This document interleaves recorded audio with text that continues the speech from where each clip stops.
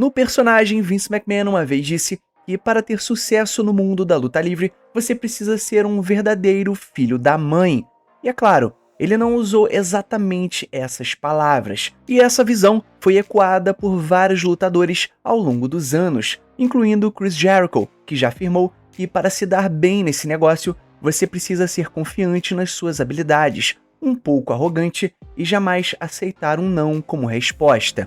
E foi exatamente assim que Vince McMahon construiu o seu império. Ele acreditava em suas ideias, e a maioria das vezes seus instintos estavam certos, fazendo a WWE alcançar voos ainda mais altos. E no fim, até a sua última grande decisão se provou correta, deixar a empresa nas mãos de Triple H, garantindo que a WWE pudesse voltar a brilhar com uma nova força criativa. Então galera, nesse vídeo eu vou falar para vocês as principais decisões que Vince McMahon tomou para dominar o mundo da luta livre. Então galera, antes da gente partir para o nosso vídeo, não esquece de curtir esse vídeo, se inscrever no canal, ativar o sininho e comentar embaixo tudo isso que eu vou passar para vocês, beleza?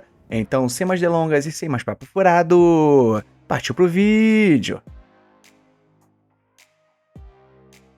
Antes mesmo de assumir de vez a WWE das mãos do seu pai, Vince McMahon precisava provar que tinha o talento e a visão necessários para ser o verdadeiro promotor de sucesso. E, como sempre, ele não teve medo de se arriscar. Junto com Linda McMahon, Vince decidiu investir em algo completamente fora da zona de conforto da família. Eles compraram a Cape Cod Coliseum e também a ACHL, os Cape Cod Buccaneers. Ali, Vince começou a mostrar o seu faro para negócios. Ele promovia não só os jogos de hóquei, mas também shows de bandas e, é claro, os primeiros eventos da WWE. O Coliseum se tornou um verdadeiro laboratório para que Vince McMahon entendesse como lidar com o público, ingressos, divulgação e entretenimento em larga escala. Eventualmente, Vince vendeu a famosa Christmas Tree Store para aproveitar o espaço de depósito, mas a experiência já havia servido ao seu propósito, provar que ele podia administrar, promover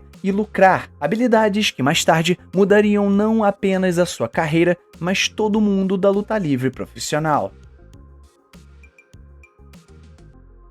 Não dá nem para começar a falar em dominar a indústria da luta livre sem antes ter uma promoção de wrestling nas mãos. Em 1982, Vince McMahon deu o passo mais ousado da sua vida. Ele comprou a WWF do seu pai, Vince McMahon Sr. O negócio foi fechado depois que Vince Jr. conseguiu convencer o seu pai de que ele era o homem certo para carregar a empresa adiante. Mas havia um detalhe muito importante. Vince sabia que o seu pai jamais teria aprovado a ideia de levar a companhia para além das fronteiras regionais, transformando ela em um produto nacional e depois global. O acordo foi feito de forma direta. O plano de pagamentos foi estabelecido, e se Vince perdesse até mesmo uma única parcela, o controle da WWE voltaria automaticamente para Gorilla Monsoon e outros sócios e ex-parceiros da companhia. Foi um risco enorme, mas Vince apostou todas as fichas em um único evento, a WrestleMania. O espetáculo foi um sucesso estrondoso e rendeu o suficiente para que ele quitasse o último grande pagamento, garantindo que a WWE fosse dele por completo. A partir dali, a visão de Vince McMahon não tinha mais limites. Ele havia comprado não só uma empresa, mas também o direito de mudar para sempre a luta livre profissional. Para que a visão de Vince McMahon desse certo, era essencial levar a WWE para além das fronteiras regionais, transformando ela em um produto nacional. A jogada de Vince lembrava quase que uma trama de máfia, com um poderoso dom reunindo as 5 famílias para discutir negócios maiores e mais lucrativos. McMahon tentou convencer os donos dos territórios a se unirem sob uma mesma bandeira. Alguns aceitaram a proposta. Two Hearts, com a Stampede Wrestling no Canadá, e os irmãos Briscoe, da Georgia Championship Wrestling, garantiram o futuro de suas famílias ao fazerem parte do novo projeto. Mas outros, como Vern Gagne, da AWA, recusaram o convite, e quando Vince invadiu seus territórios, eles não resistiram. E pior ainda, seus maiores astros acabaram migrando rapidamente para a WWF, deixando antigas promoções sem forças para poder competir. Essa expansão ousada não só mudou o equilíbrio de poder, como também marcou o início do fim do sistema de territórios. A WWE estava pronta para ser um império que dominaria todo o país. Um dos maiores astros da AWA de Varganya era ninguém menos que Hulk Hogan. Foi lá que a chama da Hulkamania começou a surgir, mas seria Vince McMahon e a máquina de marketing da WWE que transformariam esse movimento em um fenômeno mundial. Na época em que o pai de Vince ainda comandava a empresa, ele se recusou a permitir que Hogan estrelasse o filme Rocky III. Mas Hogan, determinado, aceitou o papel de Thunder Lips, mesmo assim, o que acabou custando seu emprego na WWE. De volta à AWA, Hogan se consolidava como ídolo, até que Vince Jr. assumiu o controle e viu nele a peça-chave da sua visão. Após desentendimentos de booking e financeiros com Varganya, Hulk Hogan não pensou duas vezes e deixou a AWA e partiu rumo à WWF, onde se tornaria um verdadeiro super-herói da luta livre. E o resultado, claro, foi imediato. Hulk Hogan não era apenas mais um lutador, ele era o rosto da nova era da luta livre e o combustível perfeito para o império global que Vince estava construindo.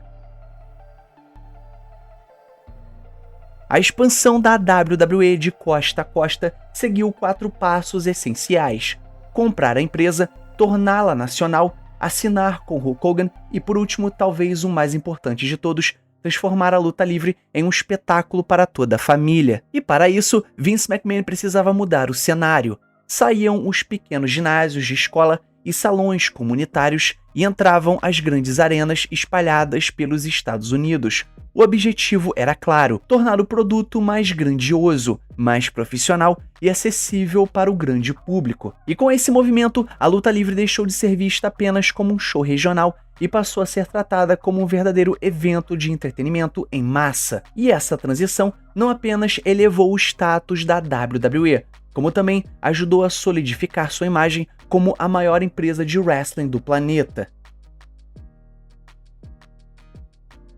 E uma das primeiras grandes jogadas de Vince McMahon como chefe da WWE foi entender que, para crescer de verdade, a empresa precisava se conectar com a cultura pop. E foi aí que nasceu a famosa Rock and Wrestling Connection. Vince fechou uma parceria ousada com o canal de TV a cabo MTV, que estava engatinhando na época. E essa união colocou a WWE diretamente nos olhos do público jovem, principalmente adolescentes e adultos, que estavam ligados nas novidades da música. Estrelas como Cyndi Lauper e o carismático Captain Lou Albano foram fundamentais nesse movimento, com a música e a luta livre caminhando lado a lado. E o resultado, a WWF explodiu em popularidade muito mais rápido do que teria conseguido sozinha. E essa mistura de luta livre com entretenimento mainstream foi o primeiro grande passo para transformar a empresa em um fenômeno global. Durante décadas, a luta livre se apresentava como um esporte legítimo.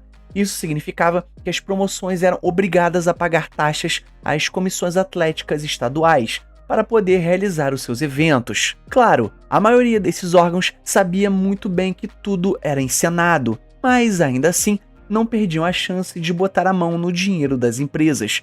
Foi então que Vince McMahon tomou uma das decisões mais ousadas e polêmicas da história.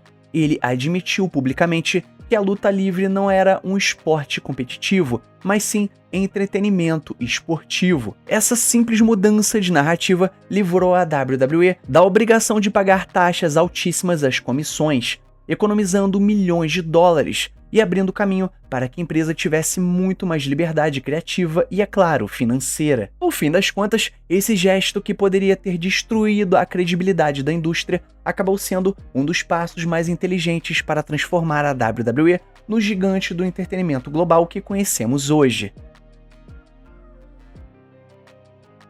Quando Vince McMahon declarou que a WWE não iria mais insultar a inteligência dos fãs, a frase pode até ter soado como algo simples ou até clichê, mas na prática foi um divisor de águas. Era o recado claro de que os tempos estavam mudando. A empresa passaria a investir em histórias mais intensas, realistas e adultas, combinadas com uma ação dentro do ringue muito mais agressiva e imprevisível. Esse anúncio não foi apenas uma promessa para o público, mas também uma espécie de lembrete para o próprio Vince McMahon.